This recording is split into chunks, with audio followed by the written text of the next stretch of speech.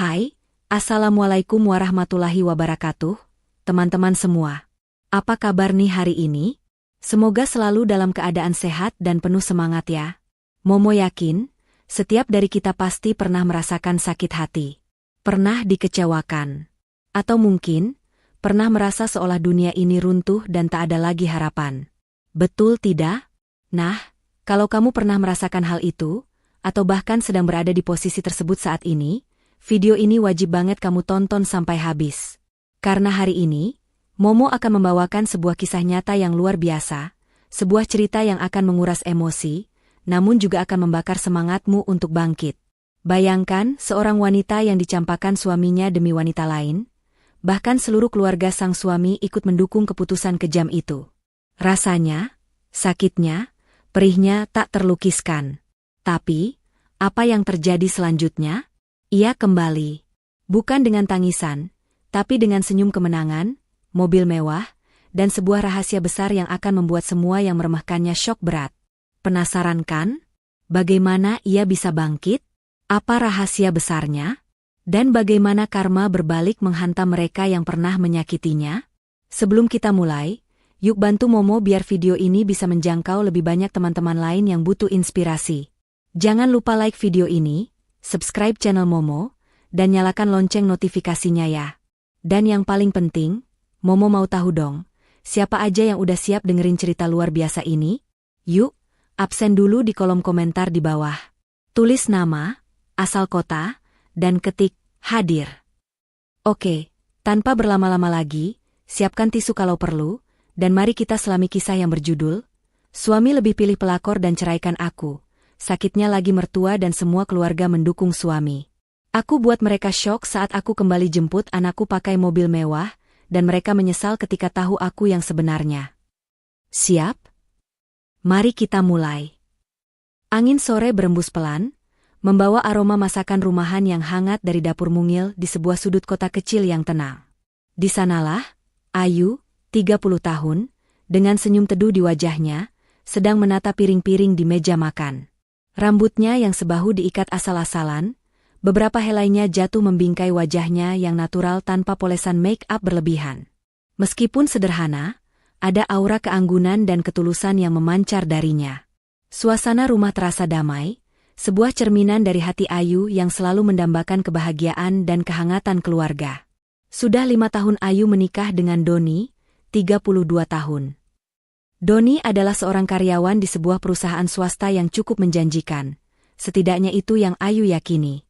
Dari pernikahan mereka, lahirlah seorang putri cantik bernama Kinara, 4 tahun, permata hati Ayu yang selalu menjadi alasannya untuk tersenyum dan berjuang. Ayu mencintai Doni dengan sepenuh hati, tak pernah sedikit pun terbersit keraguan di benaknya tentang kesetiaan suaminya itu. Ia adalah tipe wanita yang percaya pada takdir dan cinta sejati. Selalu berusaha menjadi istri yang baik, ibu yang penyayang, dan pilar kekuatan di rumah tangganya. Setiap pagi, Ayu dengan cekatan menyiapkan sarapan favorit Doni, kemeja kerjanya yang rapi, dan bekal makan siang yang selalu ia buat sendiri dengan penuh cinta. Doni akan mencium keningnya sekilas, mengusap kepala Kinara yang masih terlelap, lalu berangkat kerja. Rutinitas sederhana yang bagi Ayu terasa seperti potongan-potongan surga. Ia merasa hidupnya sempurna, dikelilingi oleh cinta dan kehangatan. Ayu percaya, kebahagiaan sejati bukanlah tentang kemewahan, melainkan tentang ketenangan hati dan keutuhan keluarga. Namun, seperti halnya awan mendung yang perlahan menggelayuti langit cerah, kebahagiaan Ayu mulai memudar. Perubahan pada Doni tidak terjadi secara drastis, melainkan perlahan, nyaris tak terasa di awal. Doni mulai sering pulang malam. Alasan klasik, lembur, atau meeting dengan klien, menjadi santapan telinga Ayu hampir setiap hari. Awalnya, Ayu memakluminya. Ia berpikir, Doni pasti bekerja keras demi masa depan kami. Atau, ini bukti Doni adalah suami yang bertanggung jawab. Ia bahkan sering menunggu Doni pulang, menyiapkan air hangat, dan memijat kakinya yang lelah. Namun, kelelahan Doni itu tidak lagi berbalas dengan senyuman atau canda seperti dulu. Ia sering terlihat murung, lebih banyak diam, dan sering sekali melamun. Obrolan di meja makan terasa hambar, hanya diisi celotehan polos Kinara. Ayu berusaha mengajaknya bicara, bertanya tentang hari-harinya di kantor, tapi Doni hanya akan menjawab singkat, biasa aja, atau, nggak ada apa-apa. Ponsel Doni pun kini tak pernah lepas dari tangannya.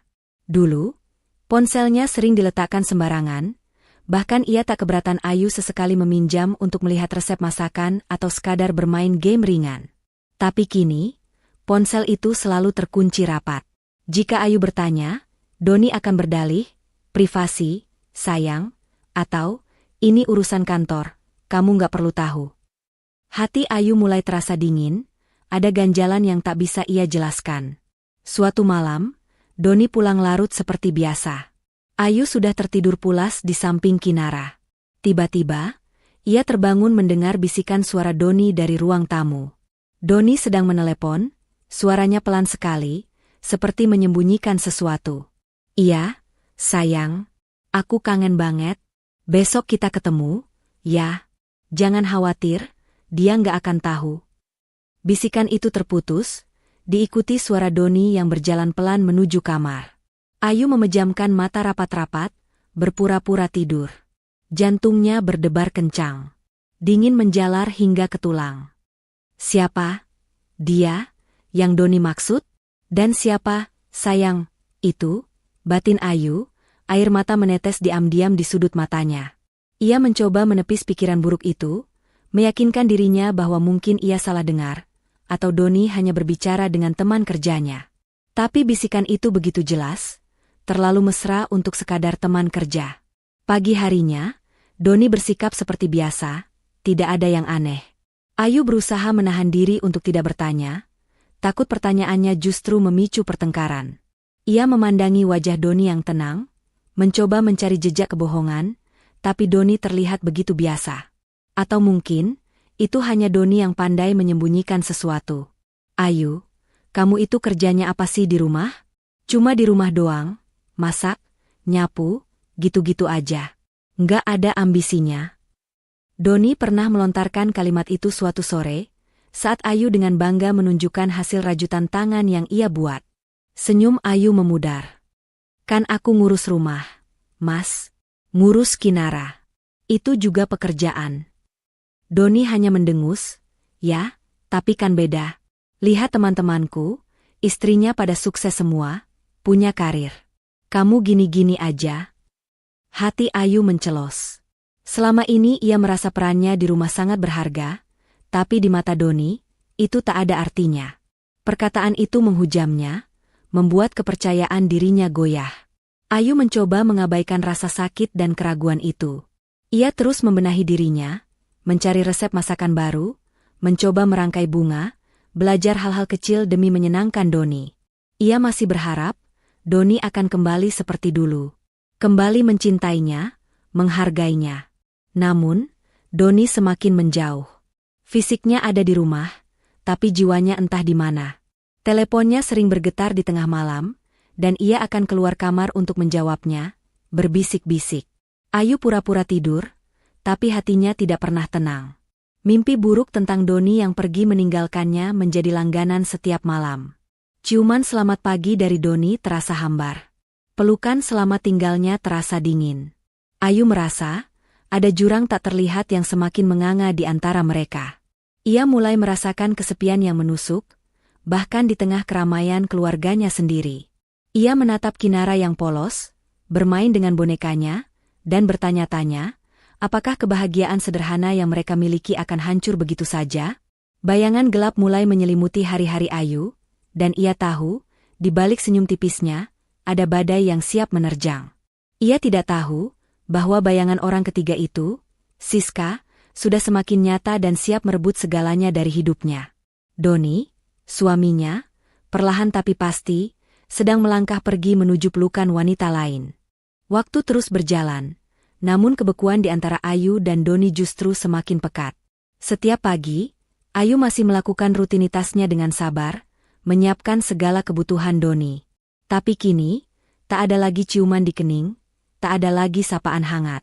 Hanya keheningan yang menyesakan, ditemani suara sendok beradu dengan piring dan celotehan polos Kinara, yang seolah menjadi satu-satunya jembatan komunikasi di rumah itu. Ayu merasa seperti hidup dalam gelembung kaca, melihat Doni namun tak bisa menyentuh hatinya lagi. Kecurigaan Ayu bukan lagi sekadar bisikan di tengah malam. Kecurigaan itu tumbuh, berakar, dan mulai membuahkan bukti-bukti kecil yang menusuk hatinya. Doni semakin sering pulang larut, bahkan kadang tidak pulang sama sekali dengan alasan urusan kantor yang mendesak. Padahal, saat Ayu mencoba bertanya pada teman Doni yang kebetulan bekerja di perusahaan yang sama, mereka mengatakan Doni sudah pulang lebih awal atau tidak ada lembur hari itu. Kebohongan demi kebohongan mulai terungkap, membuat Ayu merasa seperti orang bodoh yang mudah dibohongi. Ponsel Doni adalah barang paling rahasia baginya sekarang. Setiap kali Doni berada di dekat Ayu, ponsel itu selalu dalam genggamannya, atau diletakkan terbalik di meja. Bahkan ketika mandi pun, ponsel itu ikut dibawa masuk ke kamar mandi. Ayu ingat, dulu Doni tak pernah seprotektif ini dengan ponselnya. Suatu siang, saat Doni sedang tidur siang, Ayu memberanikan diri mencoba membuka ponselnya. Jari jemarinya gemetar. Berulang kali ia mencoba kombinasi tanggal lahir, nama Kinara, atau tanggal pernikahan mereka, tapi semua gagal. Ponsel itu terkunci rapat, seolah menyimpan sebuah rahasia besar yang sengaja disembunyikan darinya. Pada suatu hari Minggu, Ayu mengajak Doni dan Kinara pergi ke taman bermain. Sudah lama mereka tidak piknik keluarga. Awalnya Doni menolak dengan berbagai alasan, tapi Ayu memohon. Demi Kinara, Mas. Dia kangen main sama papa, bujuk Ayu lembut. Doni akhirnya mengalah, tapi wajahnya terlihat tidak antusias. Di taman, Doni lebih banyak sibuk dengan ponselnya. Ia sesekali tersenyum sendiri saat mengetik pesan, lalu cepat-cepat menyembunyikan ponselnya jika Ayu mendekat. Ayu melihat sekilas ada notifikasi pesan masuk dari sebuah aplikasi chatting, dengan nama kontak yang asing, Siska Hati Merah 2. Jantung Ayu seolah berhenti berdetak. Selama ini ia hanya menduga, kini nama itu terpampang jelas di layar ponsel suaminya. Ada simbol hati merah di samping nama itu. Siska? Siapa Siska ini? Ayu mencoba tetap tenang, tapi tangannya gemetar memegangi tangan Kinara. Sore harinya, saat Doni sedang mandi, ponselnya berdering di meja ruang tamu. Ayu melihatnya. Nama, Siska Hati Merah 2, kembali muncul. Tanpa pikir panjang, Ayu meraih ponsel itu. Sebelum layar terkunci kembali, ia melihat sekilas pesan yang baru masuk. Aku kangen suara kamu, Don. Kapan kita ketemu lagi? Aku nggak tahan jauh dari kamu. Dunia Ayu runtuh saat itu juga. Kakinya lemas, lututnya tak mampu menopang tubuhnya. Ia segera meletakkan ponsel itu kembali, seolah tak terjadi apa-apa, tapi tangannya masih gemetar. Air mata sudah membasahi pipinya. Inilah dia, bayangan orang ketiga itu bukan lagi bayangan, tapi kenyataan pahit yang baru saja menamparnya. Doni keluar dari kamar mandi, melihat Ayu yang diam mematung menatap keluar jendela. Ia tidak menyadari mata Ayu yang memerah dan bengkak. Kenapa? Yu? Kok diam aja? Tanyanya cuek. Ayu hanya menggeleng. Nggak apa-apa, Mas. Cuma pusing sedikit. Ia berbohong, padahal hatinya sedang dihantam badai besar. Malam itu, Ayu tidak bisa tidur. Pesan, Siska Hati Merah 2, terus terngiang di benaknya. Ia mencoba mengingat-ingat, apakah ada teman Doni bernama Siska? Atau kerabat? Tidak ada. Ini adalah nama yang asing. Kepalanya berputar, mencoba menyatukan semua potongan teka-teki. Doni yang berubah, ponsel yang disembunyikan, pulang larut, bisikan telepon, dan kini nama Siska dengan simbol hati. Semuanya mengarah pada satu kesimpulan yang paling ia takuti. Doni berselingkuh. Ayu merasa kosong, tak berdaya. Apakah ini akhir dari semua kebahagiaan yang selama ini ia genggam? Apakah cintanya, kesetiaannya, dan pengorbanannya selama ini tidak berarti apa-apa bagi Doni? Hati Ayu berteriak dalam diam. Namun ia memilih untuk memendamnya, takut jika ia bersuara, kebenaran yang lebih pahit akan menghancurkannya sepenuhnya. Ia masih berharap, sangat berharap, bahwa semua ini hanya mimpi buruk yang akan segera berakhir. Namun, ia tidak tahu, bahwa mimpi buruk itu akan segera menjadi kenyataan yang jauh lebih menyakitkan dari yang bisa ia bayangkan. Malam itu, setelah melihat pesan dari Siska, Ayu tidak bisa memejamkan mata sedikitpun. Pikirannya kalut, hatinya hancur berkeping-keping. Ia memutuskan, ia tidak bisa lagi memendam semuanya sendiri. Ia harus menghadapi Doni. Pagi harinya, saat Doni bersiap pergi kerja, Ayu memberanikan diri. Tangannya gemetar saat menyodorkan ponsel Doni yang semalam ia lihat. "Mas, ini apa maksudnya?" tanya Ayu dengan suara tertahan, berusaha menjaga emosinya agar tidak meledak di depan Kinara yang sedang asyik bermain. Doni terkejut melihat ponselnya di tangan Ayu. Wajahnya langsung berubah tegang. Ia merebut ponsel itu dengan kasar. "Apa-apaan sih kamu, Ayu? Lancang banget buka-buka privasi orang." Suaranya meninggi, penuh kemarahan yang tak pernah Ayu dengar sebelumnya. "Privasi apa, Mas? Ini pesan dari Siska Hati Merah 2, aku kangen suara kamu, Don. Kapan kita ketemu lagi? Aku nggak tahan jauh dari kamu." "Ini privasi yang kamu maksud?" Ayu tak bisa menahan lagi, air matanya tumpah ruah. Doni mendengus, matanya menatap tajam, tanpa sedikit pun rasa bersalah. "Oh, itu cuma teman kantor. Dia memang suka bercanda kayak gitu. Kamu ini terlalu berlebihan. Cemburu buta." "Bercanda? Pakai tanda hati? Teman kantor mana yang bicara sekangen itu?" Ayu tak percaya dengan pembelaan Doni. Hatinya perih melihat Doni yang begitu dingin dan manipulatif. "Sudah. Kamu ini lebay. Kerjaannya di rumah cuma curigaan, nggak ada kerjaan lain?" Doni berbalik badan, acuh tak acuh. "Aku buru-buru. Nggak ada waktu buat drama kayak gini." Ia pergi begitu saja, meninggalkan Ayu yang terpaku dengan air mata dan hati yang hancur. Ayu berusaha tegar. Ia tahu ia butuh dukungan. Pikirannya langsung tertuju pada mertuanya, Bu Rahmi, 55 tahun, dan Pak Budi, 57 tahun. Ia mengira, sebagai orang tua, mereka akan membelanya, menasihati Doni, dan menjadi penengah. Sore harinya, Ayu menguatkan diri pergi ke rumah mertuanya, membawa Kinara yang polos. Dengan suara bergetar, ia menceritakan semua kecurigaannya tentang perubahan Doni dan pesan dari Siska. Reaksi mertuanya jauh dari yang ia harapkan. Bu Rahmi justru memandang Ayu dengan sinis. "Ayu, kamu ini bagaimana sih? Doni itu anak saya tahu dia seperti apa. Dia itu anak baik-baik. Jangan nuduh sembarangan." Pak Budi menimpali, "Betul kata ibumu, Yu. Jangan-jangan kamu saja yang terlalu sensitif.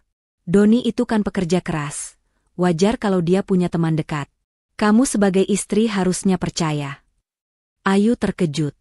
"Tapi, Bu, Pak, ada bukti pesannya. Dan Doni berubah banyak." "Berubah? Mungkin kamu yang bikin dia berubah," sahut adik ipar Doni, Rina, 28 tahun, yang tiba-tiba muncul dari dapur, ikut menimpali dengan nada mencemooh. "Kak Doni itu pantas dapat yang lebih baik. Kamu di rumah cuma jadi benalu, enggak punya penghasilan, enggak bisa diajak maju." Kata-kata Rina menusuk hati Ayu seperti belati. Mertuanya diam saja, seolah membenarkan ucapan Rina. Ayu merasa seluruh anggota keluarga Doni, yang dulu ia anggap sebagai keluarga sendiri, kini berbalik melawannya. Kakak ipar Doni, Andi, 35 tahun, bahkan sempat berkata, "Kalau Doni memang bahagia sama yang lain, ya sudahlah. Jangan menghalangi kebahagiaan anak saya." Air mata Ayu kembali tumpah. Ia merasa sendirian, tidak ada yang membelanya. Keluarga Doni secara terang-terangan menunjukkan dukungan mereka kepada Doni, bahkan mencerca Ayu. "Buat apa sih Doni sama kamu? Cuma nyusahin aja," ucap Bu Rahmi dengan nada dingin yang tak pernah Ayu dengar. Ayu bangkit dengan Kinara di pelukannya. "Baiklah, kalau memang ini yang kalian inginkan," katanya lirih, menatap satu persatu wajah yang kini dipenuhi kebencian itu. Ia tahu, di mata mereka, ia adalah pihak yang salah, penghalang kebahagiaan Doni. Ia pergi dari rumah itu dengan langkah gontai, hati yang sudah remuk redam. Tidak ada lagi harapan, tidak ada lagi kekuatan. Beberapa hari kemudian, surat itu datang. Sebuah amplop coklat dengan tulisan resmi. Jantung Ayu berdebar kencang saat membukanya. Itu adalah surat gugatan cerai dari Doni. Doni menuntut hak asuh Kinara sepenuhnya, menuduh Ayu tidak mampu mengurus anak karena emosinya yang tidak stabil. Isi surat itu penuh dengan tuduhan dan fitnah yang menyakitkan. Doni tidak hanya menceraikannya, tapi juga berusaha mengambil satu-satunya harta berharga yang Ayu miliki, Kinara. Dunia Ayu runtuh, kali ini benar-benar hancur lebur. Ia menangis sejadi-jadinya, memeluk erat Kinara yang polos dan tak mengerti apa-apa. Bagaimana mungkin orang yang ia cintai tega melakukan ini padanya? Bagaimana mungkin keluarga yang dulu ia sayangi kini berubah menjadi musuh? Ayu merasa terjebak dalam kegelapan, tanpa cahaya sedikit pun. Ia tidak tahu harus kemana, atau bagaimana ia harus menghadapi kenyataan pahit ini. Kebahagiaan yang ia bangun dengan segenap jiwa, kini telah hancur total, dan ia harus menghadapinya sendirian. Surat gugatan cerai itu bagai pukulan terakhir yang menghantam Ayu hingga jatuh tersungkur. Selama beberapa hari, Ayu hanya bisa meringkuk di sudut kamar, memeluk Kinara erat-erat. Air mata sudah habis, berganti dengan kehampaan yang luar biasa. Rumah yang dulu hangat kini terasa dingin dan asing. Setiap sudutnya menyimpan kenangan pahit, tentang Doni yang dulu, dan kini tentang Doni yang telah menghancurkannya. Ia makan seadanya, tidur pun tak nyenyak. Selalu terbayang wajah Doni dan keluarga mertua yang penuh penghinaan. Kinara, putrinya yang polos, adalah satu-satunya alasan Ayu untuk tetap bernapas. "Mama kenapa sedih terus?" tanya Kinara suatu pagi dengan mata bulatnya yang jernih, mengusap pipi Ayu dengan tangan kecilnya. Pertanyaan itu menusuk hati Ayu. Ia tak ingin Kinara melihatnya selemah ini. Ia harus kuat, demi putri kecilnya. Tapi bagaimana? Ia tak punya siapa-siapa lagi. Doni telah meninggalkannya, keluarga Doni membencinya, dan ia merasa sebatang kara di dunia ini. Rumah yang mereka tempati adalah milik Doni, dan ia tahu ia tidak bisa tinggal di sana lebih lama lagi. Doni bahkan sudah mulai mendesaknya untuk segera angkat kaki. Dengan sisa-sisa tenaga, Ayu mulai mengemasi barang-barangnya. Hanya beberapa potong pakaian, mainan Kinara, dan beberapa album foto yang tersisa dari kehidupannya yang dulu. Setiap barang yang ia sentuh seolah memutar kembali kenangan, membuat dadanya sesak. Ia merasa seperti kehilangan segalanya, bahkan identitas dirinya sendiri. Ketika Ayu memutuskan untuk pergi, tidak ada satupun dari keluarga Doni yang peduli. Mereka bahkan tidak melihatnya keluar. Seolah-olah Ayu adalah sampah yang tak berarti. Dengan Kinara di gendongan dan sebuah tas ransel lusuh, Ayu melangkah keluar dari rumah itu, meninggalkan semua kenangan pahit di belakangnya. Ia tidak tahu harus pergi kemana. Uang tabungan yang ia miliki sangat minim, hanya cukup untuk beberapa hari. Dalam keputusasanya, Ayu teringat pada Sarah, 30 tahun, satu-satunya sahabat baiknya sejak SMA. Sarah adalah wanita pekerja keras, mandiri, dan selalu berpikir positif. Meskipun mereka jarang bertemu karena kesibukan masing-masing, Sarah adalah orang yang selalu bisa Ayu andalkan. Dengan tangan gemetar, Ayu menghubungi Sarah. "Sarah, aku." Suara Ayu serak, ia tak sanggup melanjutkan kata-katanya. Di ujung telepon, Sarah langsung menyadari ada sesuatu yang tidak beres. "Ayu, ada apa? Kamu kenapa? Kamu di mana?" Suara Sarah penuh kekhawatiran. Ayu akhirnya menceritakan semuanya. Tentang perselingkuhan Doni, perceraian, dan bagaimana keluarga Doni membuangnya. Sarah diam mendengarkan, dan saat Ayu selesai bercerita, Sarah tidak menghakimi sedikit pun. "Ayu, kamu ke tempatku sekarang. Jangan kemana-mana. Aku akan jemput kamu," kata Sarah tegas, tanpa keraguan. Setibanya di apartemen sederhana Sarah, Ayu kembali menangis di pelukan sahabatnya. Sarah membiarkannya menangis sepuasnya, menepuk-nepuk punggungnya dengan lembut. "Sudah, Yu. Nggak apa-apa. Kamu sudah melakukan yang terbaik. Sekarang saatnya kamu bangkit," bisik Sarah. Sarah memberikan tempat tinggal sementara untuk Ayu dan Kinara. Ia juga memberikan dukungan moral yang tak terhingga. "Kamu itu wanita kuat, Yu. Jangan pernah lupa itu. Doni dan keluarganya tidak pantas mendapatkanmu. Kamu punya Kinara, dan itu adalah harta yang paling berharga." Kata-kata Sarah bagai embun penyejuk di tengah gurun hati Ayu. Hari demi hari berlalu di apartemen Sarah. Ayu mulai mencoba menata hatinya. Ia melihat Kinara yang tertawa riang saat bermain dengan boneka, dan menyadari bahwa ia tidak bisa terus terpuruk. Ia harus menjadi ibu yang kuat untuk putrinya. Sarah, aku harus cari kerja. Aku harus bisa hidup mandiri. Demi Kinara, ucap Ayu suatu sore, matanya mulai memancarkan secercah tekad. Sarah tersenyum. Nah, gitu dong. Semangat. Aku yakin kamu bisa, Yu. Kamu itu pintar dan punya banyak potensi. Sarah mulai membantu Ayu mencari informasi lowongan kerja, bahkan menawarkan pinjaman uang untuk modal jika Ayu ingin memulai usaha kecil-kecilan. Ayu mulai berpikir keras. Selama ini ia hanya ibu rumah tangga, tidak punya pengalaman kerja formal yang signifikan. Ia merasa kemampuannya sangat terbatas. Namun, ia teringat perkataan Doni dan Rina yang merendahkannya, menganggapnya tidak punya ambisi dan hanya benalu. Kata-kata itu kini justru menjadi pemicu semangatnya. Ia ingin membuktikan pada mereka, dan pada dirinya sendiri, bahwa ia lebih dari sekadar mantan istri yang dibuang. Secercah harapan mulai menyelinap di relung hati Ayu yang sempat gelap. Ia tidak tahu bagaimana caranya, atau akan memulai dari mana, tapi ia tahu satu hal, ia tidak akan menyerah. Demi Kinara, ia akan berjuang mati-matian. Ia akan bangkit, menjadi wanita yang lebih kuat, lebih mandiri, dan lebih sukses dari yang pernah Doni bayangkan. Jalan di depannya mungkin masih panjang dan terjal, tapi kini, Ayu punya tujuan, membuktikan dirinya, dan membalas semua rasa sakit dengan keberhasilan. Malam itu, untuk pertama kalinya setelah sekian lama, Ayu bisa tidur nyenyak. Meskipun ia masih merasa takut dan cemas akan masa depan, tapi ia tahu ia tidak sendirian. Ia punya Kinara, dan ia punya Sarah. Dan itu sudah cukup baginya untuk memulai langkah pertamanya menuju kebangkitan. Dengan semangat baru yang membara, Ayu memulai babak baru dalam hidupnya. Hari-hari awalnya di apartemen Sarah penuh dengan perjuangan. Ia harus membagi waktu antara mengurus Kinara, mencari pekerjaan, dan menekan rasa putus asa yang sesekali datang menghampiri. Sarah menjadi pilar terkuatnya, selalu siap mendengarkan, memberi nasihat, dan bahkan menjaga Kinara saat Ayu harus pergi wawancara kerja atau mengikuti kursus kilat. Ayu menyadari bahwa ia tidak punya pengalaman kerja formal yang bisa dibanggakan. Ia hanya seorang ibu rumah tangga biasa. Namun, ia tidak mau menyerah. Ia mulai dari nol, mencari pekerjaan apa saja yang bisa ia lakukan tanpa ijazah tinggi atau pengalaman mentereng. Ia melamar sebagai asisten rumah tangga, penjaga toko kecil, bahkan pernah mencoba menjadi pelayan restoran.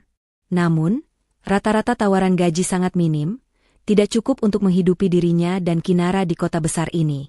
Satu siang, saat Ayu sedang melamun di teras apartemen Sarah, memikirkan bagaimana caranya bertahan hidup, ia melihat Sarah sedang sibuk merapikan tumpukan majalah mode. Sarah, yang memang seorang desainer interior lepas, sering membaca majalah-majalah itu. Mata Ayu tertumbuk pada sebuah artikel tentang kursus menjahit dan desain fashion yang sedang populer. Dulu, saat masih gadis, Ayu memang sangat suka menjahit dan mendesain pakaian untuk boneka-bonekanya. Ia punya bakat terpendam, tapi tak pernah diasah karena sibuk dengan urusan rumah tangga. Sebuah ide tiba-tiba terlintas di benaknya. Sarah, menurutmu, bagaimana kalau aku belajar menjahit profesional? Atau desain baju? Tanya Ayu hati-hati. Sarah langsung berbinar. Itu ide bagus sekali, Yu. Kamu kan memang punya bakat. Dulu waktu SMA, baju pesta prom MU kan kamu desain sendiri, dan itu cantik banget, kenang Sarah.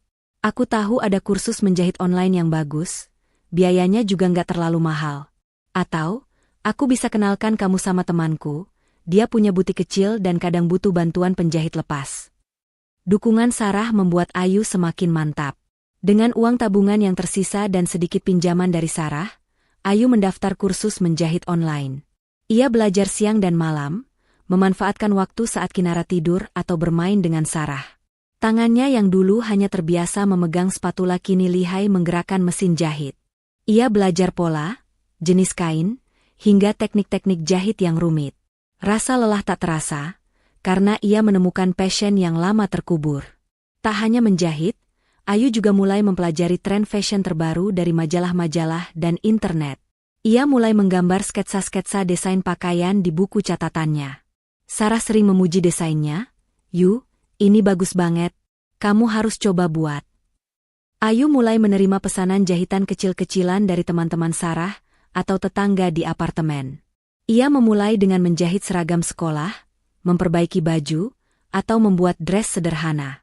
Hasilnya selalu rapi dan memuaskan.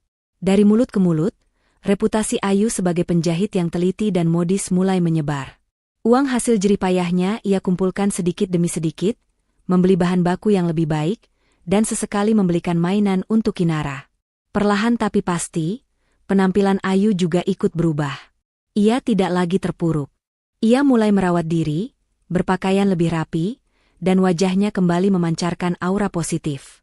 Lingkaran hitam di bawah matanya memudar, digantikan oleh sorot mata yang penuh tekad. Ia bahkan mulai berolahraga ringan di pagi hari bersama Sarah, membuat tubuhnya terasa lebih bugar dan pikirannya lebih jernih. Suatu hari, saat Ayu sedang membeli bahan kain di sebuah toko, ia tak sengaja berpapasan dengan Rina, adik ipar Doni yang dulu pernah merendahkannya. Rina tampak kaget melihat Ayu. Wajahnya menunjukkan campuran rasa terkejut dan sedikit mencemooh. "Loh, Ayu, kamu ngapain di sini? Udah jadi penjahit sekarang?" tanya Rina dengan nada sinis, seolah ingin merendahkan Ayu. Matanya menyapu penampilan Ayu dari atas ke bawah, seolah mencari-cari celah. Ayu tersenyum tipis, menjaga ketenangan. "Iya, Rina. Beginilah, hidup harus terus berjalan," jawabnya lembut, namun penuh wibawa. Ayu tidak lagi merasa terintimidasi. Ia tahu ia tidak salah, dan ia bangga dengan apa yang sedang ia perjuangkan. Rina tampak tidak puas dengan reaksi Ayu yang tenang. Ia mencoba mencari cara lain untuk memancing. "Oh, jadi sekarang kamu mandiri ya? Jangan-jangan cuma gaya aja. Udah susah gitu ya hidup setelah nggak ada Mas Doni? Pasti nggak enak kan hidup di bawah bayangan orang lain." Ayu hanya tersenyum lagi. "Terima kasih atas perhatiannya, Rina. Saya baik-baik saja. Permisi," ucap Ayu sambil menggendong Kinara yang tersenyum padanya, lalu melangkah pergi, meninggalkan Rina yang terbengong-bengong. Insiden kecil itu justru semakin menguatkan tekad Ayu. Ia tahu, orang-orang seperti Rina akan selalu ada, mencoba menjatuhkannya. Tapi ia tidak akan membiarkan mereka menghentikan langkahnya. Setiap hinaan dari Doni dan keluarganya kini menjadi bahan bakar bagi Ayu untuk terus maju. Ia ingin membuktikan, bukan hanya pada mereka, tapi juga pada dirinya sendiri, bahwa seorang Ayu bisa berdiri tegak, bahkan lebih tinggi dari yang pernah mereka bayangkan. Langkah kecil yang ia mulai ini adalah fondasi bagi masa depan yang lebih cerah. Ayu tahu ia masih jauh dari kata sukses, tapi ia telah menemukan jalannya. Rasa sakit hati dan kekecewaan tidak lagi menguasainya. Yang ada hanyalah tekad baja dan cinta tak terbatas untuk Kinara, yang menjadi motivasi terbesarnya. Setiap jahitan yang ia buat, setiap desain yang ia goreskan, adalah sebuah langkah menuju impiannya. Menjadi wanita yang berdaya, mandiri, dan membuktikan dirinya layak bahagia. Bulan berganti bulan, dan usaha kecil-kecilan Ayu tumbuh dengan pesat. Dari hanya menerima pesanan menjahit sederhana, kini ia mulai mendapatkan klien yang lebih besar. Desainnya yang unik dan jahitannya yang rapi, membuat namanya dikenal di kalangan tertentu. Sarah bahkan sering membantunya mempromosikan lewat koneksi-koneksinya di dunia desain interior. Ayu bekerja tanpa henti, siang dan malam, demi satu tujuan, memastikan Kinara mendapatkan masa depan yang layak. Ia juga tidak pernah lupa untuk terus mengasah kemampuannya, belajar tren terbaru, dan berinovasi. Suatu sore, saat Ayu sedang sibuk menyelesaikan pesanan di butik kecil milik teman Sarah, sebuah panggilan masuk ke ponselnya dari nomor tak dikenal. Awalnya ia ragu mengangkat, tapi suara di seberang sana membuatnya tertegun. "Selamat siang, apakah ini Nona Ayu Landari?" Suara seorang pria parubaya, terdengar sopan dan berwibawa. "Iya, saya sendiri. Ada yang bisa saya bantu?" jawab Ayu, sedikit bingung. "Perkenalkan, saya Bapak Hartono, penasihat hukum dari kantor hukum utama Jaya. Saya menelepon Anda terkait dengan mendiang Bapak dan Ibu Surya Dharma." Mendengar nama orang tuanya, jantung Ayu berdegup kencang. Orang tuanya meninggal dalam kecelakaan saat Ayu masih sangat kecil, dan ia hanya dibesarkan oleh bibi dan paman Doni yang kemudian meninggalkannya begitu saja saat ia sudah cukup dewasa. Ia tidak pernah tahu banyak tentang latar belakang keluarganya.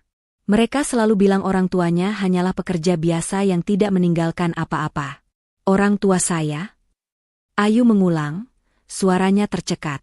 Betul, Nona. Ada beberapa hal penting yang harus kami sampaikan kepada Anda terkait wasiat dan aset-aset mendiang orang tua Anda. Apakah Anda bersedia meluangkan waktu untuk bertemu kami besok? Ayu tercengang. Wasiat? Aset? Ia tidak pernah membayangkan hal seperti itu. Selama ini ia percaya dirinya yatim piatu tanpa harta dan warisan. Malam itu, Ayu tidak bisa tidur. Ia menceritakan panggilan itu kepada Sarah. Sarah, yang selalu rasional, menyarankan agar Ayu berhati-hati namun tetap pergi. Siapa tahu ini memang ada hubungannya dengan masa lalu keluargamu. Yu, jangan-jangan kamu ini sebenarnya anak siapa gitu? Sarah bercanda, tapi ada nada serius di baliknya. Keesokan harinya, dengan perasaan campur aduk antara takut, penasaran, dan sedikit harapan, Ayu pergi ke kantor hukum yang disebutkan. Kantor itu megah, terletak di pusat kota, dengan lobi yang mewah dan karyawannya yang terlihat sangat profesional. Ia merasa kikuk dengan pakaian sederhananya di tengah kemewahan itu. Bapak Hartono menyambut Ayu dengan sangat hormat. Di dalam ruang rapat yang luas, Hartono mulai menjelaskan. Nona Ayu, orang tua Anda, Bapak dan Ibu Surya Dharma, adalah pendiri dan pemilik tunggal dari Surya Group, salah satu konglomerat terbesar di kecamatan ini, dengan berbagai lini bisnis mulai dari properti, perhotelan, hingga media. Kata-kata Hartono bagai petir di siang bolong. Ayu hampir pingsan. Surya Group? Orang terkaya di kecamatan ini?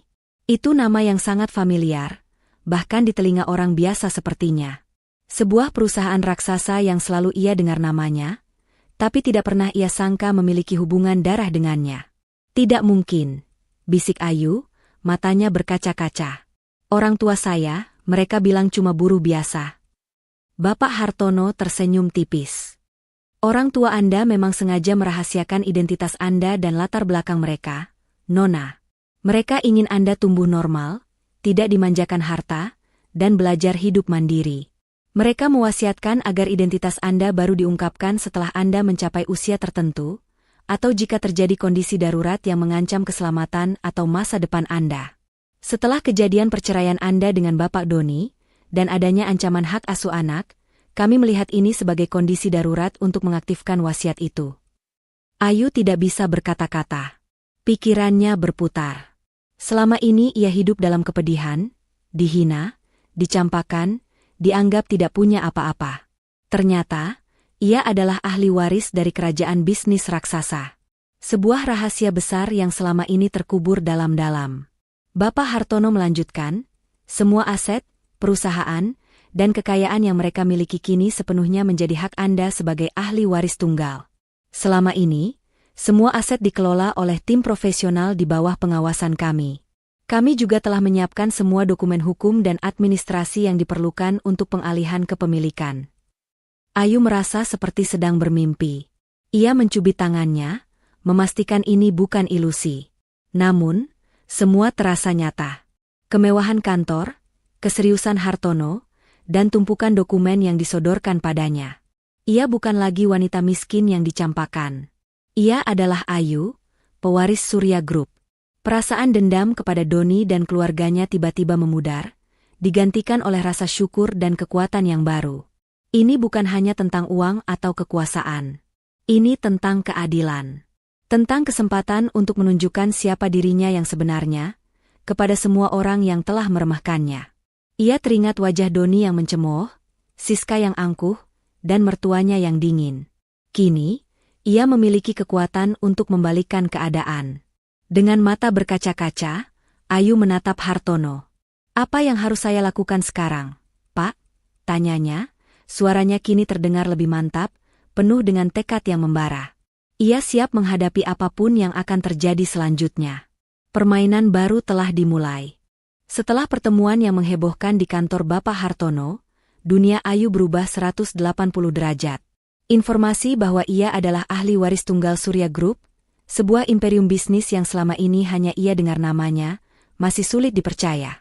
Namun, tumpukan dokumen, rekening bank dengan angka fantastis, dan sambutan hormat dari para petinggi perusahaan meyakinkan Ayu bahwa ini semua nyata. Hartono memperkenalkan Ayu kepada jajaran direksi dan manajer senior Surya Group, yang semuanya menyambutnya dengan antusias dan rasa hormat yang mendalam. Mereka telah tahu tentang identitas asli Ayu, namun merahasiakannya sesuai wasiat kedua orang tuanya. Ayu menghabiskan hari-hari berikutnya mempelajari seluk-beluk perusahaan raksasa itu. Ia tak lagi sekadar penjahit kecil. Ia kini adalah CEO Surya Group. Dengan bantuan Hartono dan para eksekutif senior, Ayu mulai memahami berbagai lini bisnis, laporan keuangan, dan strategi pasar. Otaknya yang cerdas, yang dulu hanya terfokus pada urusan rumah tangga dan kemudian pola jahitan, kini mampu menyerap informasi bisnis yang kompleks dengan cepat. Ia belajar dengan giat, membaca setiap dokumen, dan bertanya tanpa ragu.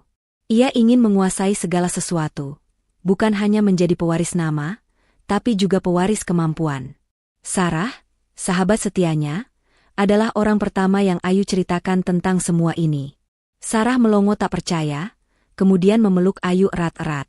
"Aku tahu kamu istimewa, Yu.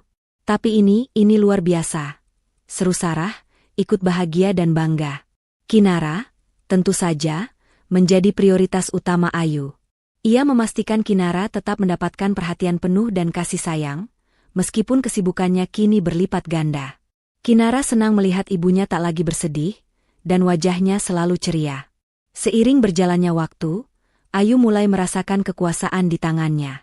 Kekuasaan itu bukan hanya tentang uang, tapi juga tentang kemampuan untuk melakukan perubahan, untuk melindungi dirinya dan Kinara, dan untuk menegakkan keadilan. Ia teringat kembali semua penghinaan yang ia alami. Wajah Doni yang acuh tak acuh, Siska yang sinis, dan tatapan meremehkan dari mertuanya. Perasaan dendam itu memang sempat pudar. Namun kini, dengan kekuatan di tangannya, ia tahu ini adalah saat yang tepat untuk memberi mereka pelajaran.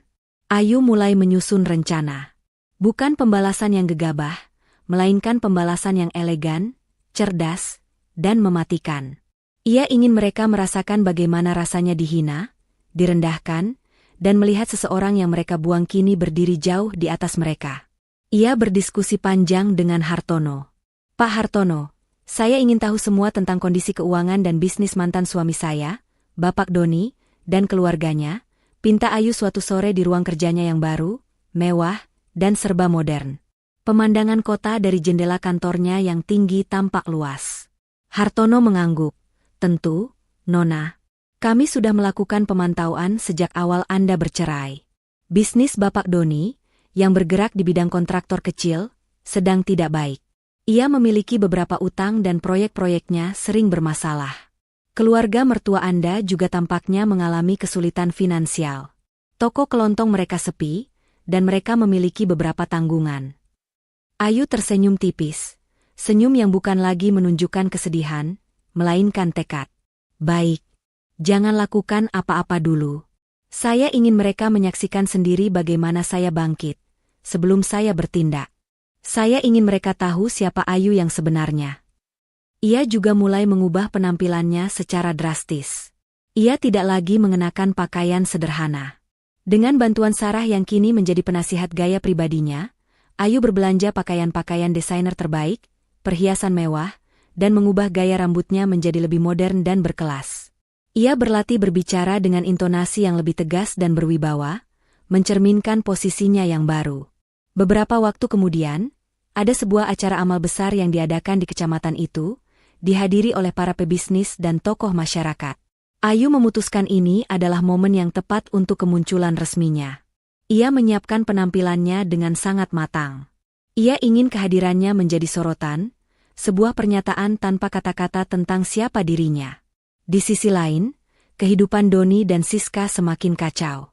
Bisnis Doni terus merugi, dan Siska mulai mengeluh tentang kesulitan finansial mereka. Mereka sering bertengkar. Mertua Doni juga mulai stres karena Doni tak lagi bisa diandalkan. Mereka sering mengeluh tentang nasib buruk mereka, tidak tahu bahwa karma sedang bekerja. Doni bahkan sempat mendengar desas-desus tentang wanita pewaris Surya Group yang baru, tapi ia tak pernah sedikit pun mengaitkannya dengan Ayu yang ia kenal. Ayu tahu, momen kejutan yang ia persiapkan akan segera tiba. Ia sudah tak sabar melihat reaksi mereka, orang-orang yang dulu dengan mudahnya membuangnya. Ia bukan lagi Ayu yang lemah dan terbuang. Ia adalah Ayu, pewaris Surya Group, dan ia akan menunjukkan kepada semua orang bahwa roda kehidupan bisa berputar dengan sangat cepat. Malam amal besar itu tiba. Seluruh tokoh penting di kecamatan, para pebisnis, pejabat, hingga selebriti lokal berkumpul di sebuah ballroom hotel bintang 5 yang mewah. Udara dipenuhi alunan musik klasik yang lembut, gemerlap lampu kristal, dan aroma parfum mahal.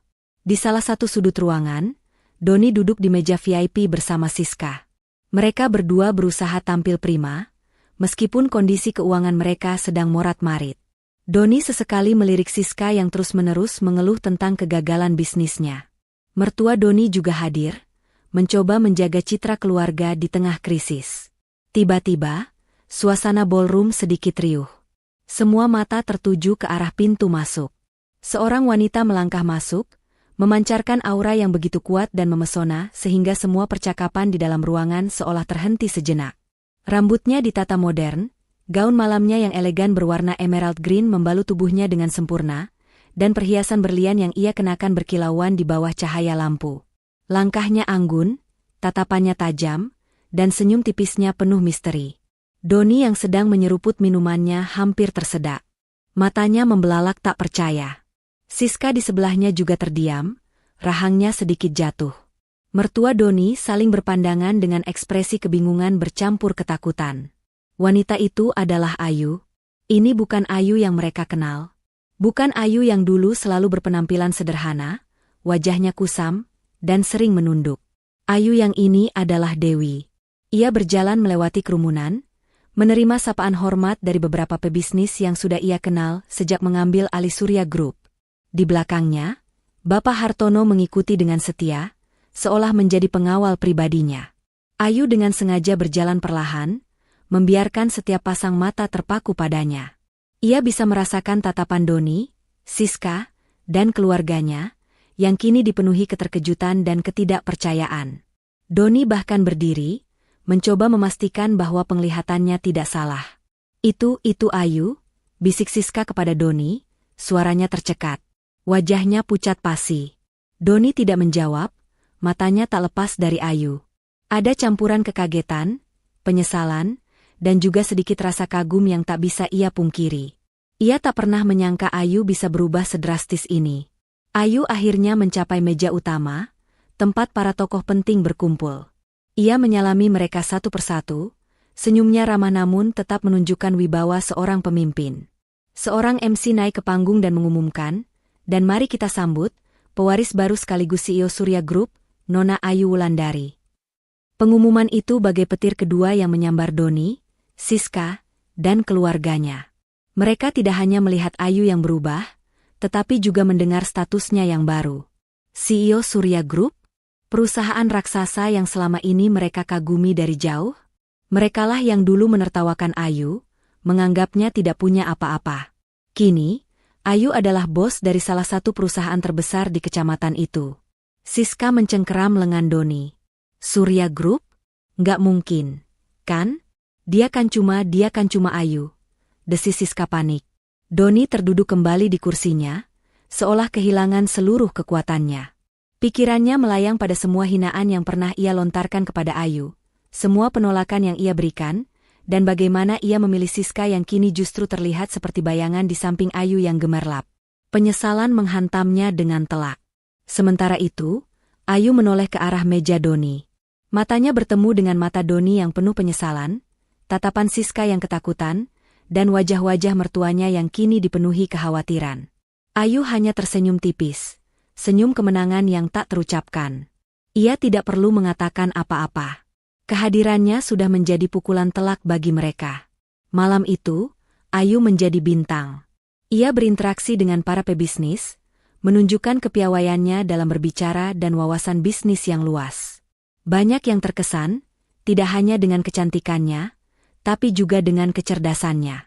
Doni dan keluarganya hanya bisa duduk di sudut, menjadi penonton yang pasif, menyaksikan Ayu bersinar terang di hadapan mereka. Rasa malu, cemburu, dan penyesalan menggerogoti hati mereka. Mereka tidak tahu bagaimana harus menghadapi kenyataan ini. Mereka telah membuang berlian yang disangka batu. Setelah malam amal yang menggemparkan, nama Ayu Wulandari menjadi perbincangan hangat di seluruh penjuru kecamatan.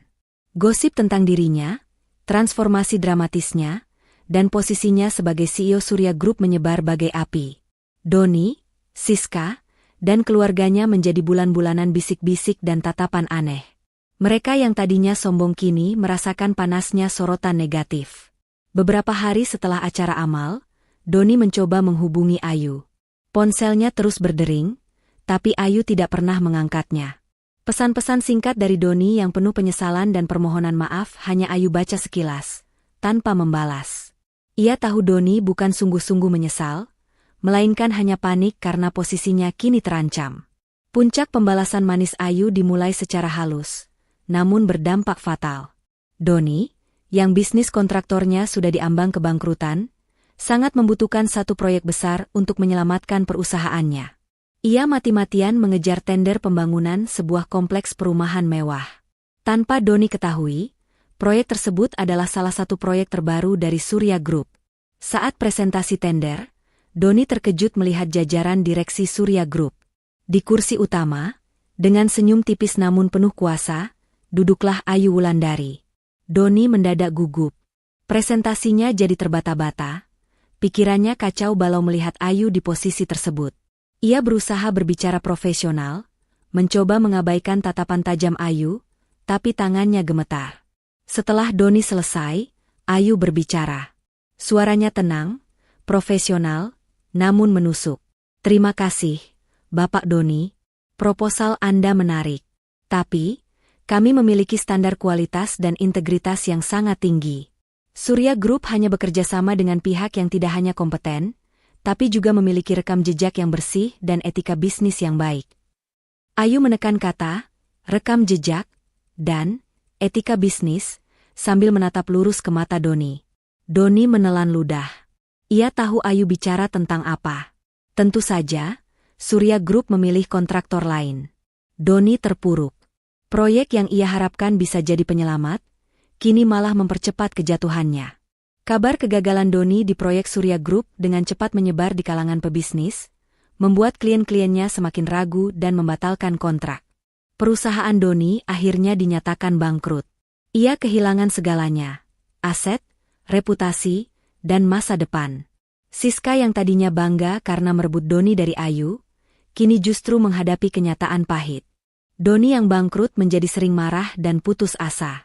Perhiasan dan barang-barang mewah yang dulu Siska banggakan perlahan harus dijual untuk menutupi kebutuhan sehari-hari. Ia sering bertengkar dengan Doni, menyalahkan Doni atas kebangkrutan itu. Siska mulai merindukan kehidupan Doni yang stabil saat masih bersama Ayu, bahkan mulai menyesal mengapa ia dulu memilih Doni. Penderitaan tidak berhenti di situ. Ayu, dengan kekuasaannya, juga memastikan bahwa bisnis-bisnis kecil milik keluarga mertua Doni, seperti toko kelontong dan usaha catering kecil, mengalami kesulitan. Bukan dengan cara ilegal, melainkan dengan memperketat persaingan dan menggunakan koneksi bisnisnya untuk mendukung kompetitor mereka. Harga pasokan mereka jadi lebih mahal, dan pelanggan mereka beralih ke tempat lain yang dikelola lebih profesional dan efisien berkat sentuhan tak terlihat dari Surya Group. Mertua Doni, yang dulu bangga akan putra mereka dan meremehkan Ayu, kini hidup dalam kesulitan. Mereka harus bekerja keras di usia senja, dengan penghasilan yang terus menipis. Tetangga dan kerabat yang dulu mengelulukan Doni dan ikut merendahkan Ayu, kini mulai menjauhi mereka. Mereka merasa malu, menyesal, dan terpukul. Mereka melihat Ayu di berita, di majalah, menjadi simbol kesuksesan dan kekuatan, sementara mereka tenggelam dalam kesulitan. Suatu hari, Ayu membawa Kinara berbelanja di sebuah pusat perbelanjaan mewah.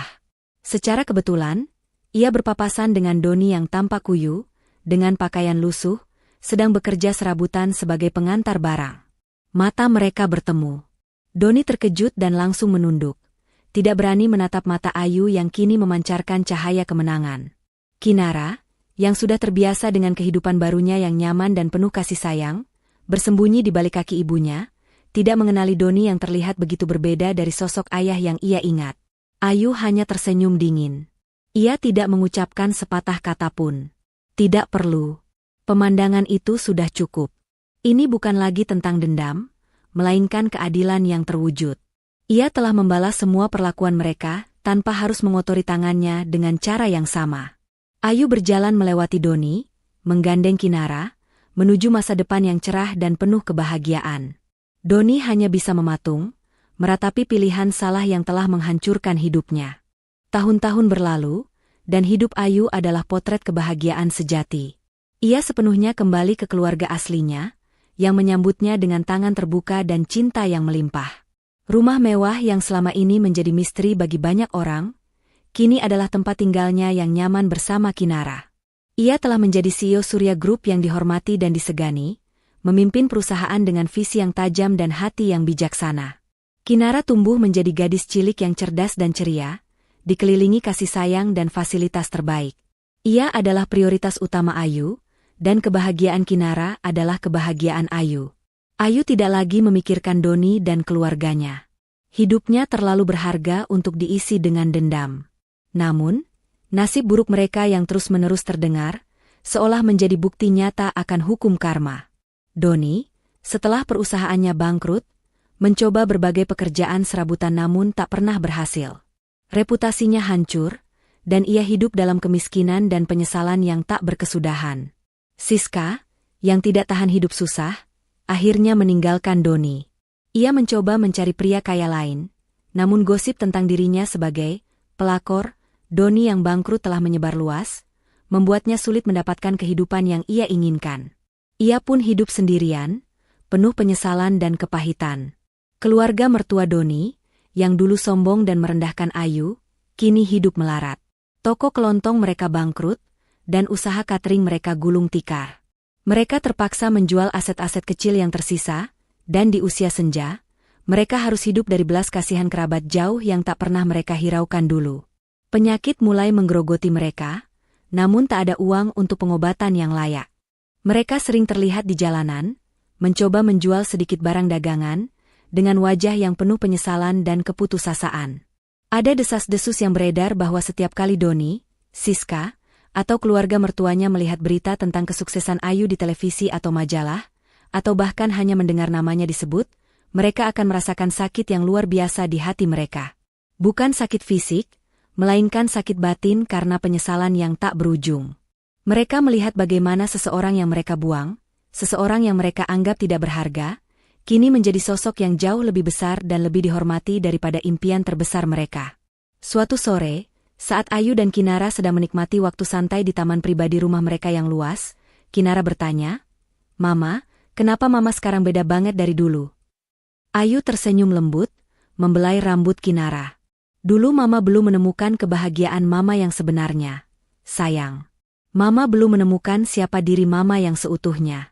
Tapi sekarang, dengan ada Kinara di samping Mama, dan semua yang Mama punya, Mama merasa lengkap. Mama bahagia." Ayu memeluk Kinara erat.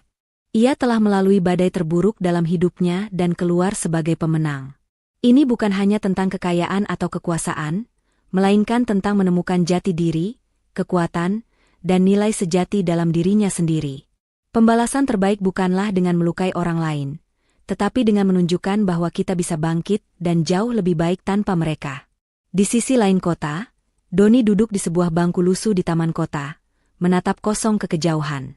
Sebuah koran bekas tergeletak di sampingnya, dengan foto Ayu di halaman depan, meresmikan proyek besar terbaru Surya Group. Wajah Ayu yang berseri-seri di koran itu seolah menertawakan penderitaannya. Doni menghela napas panjang, penyesalan adalah satu-satunya teman setianya. Ia telah kehilangan berlian demi sebutir kerikil. Dan ia tahu, penderitaan ini akan terus bersamanya, seumur hidupnya. Ayu, di istananya, memandang langit senja. Ia telah membuktikan bahwa wanita yang hancur bisa bangkit menjadi ratu. Kisahnya akan selalu menjadi pengingat bahwa keadilan, meskipun terkadang lambat, pasti akan menemukan jalannya. Bagaimana perasaan kalian setelah mengikuti perjalanan hidup Ayu dari bab 1 hingga bab 10?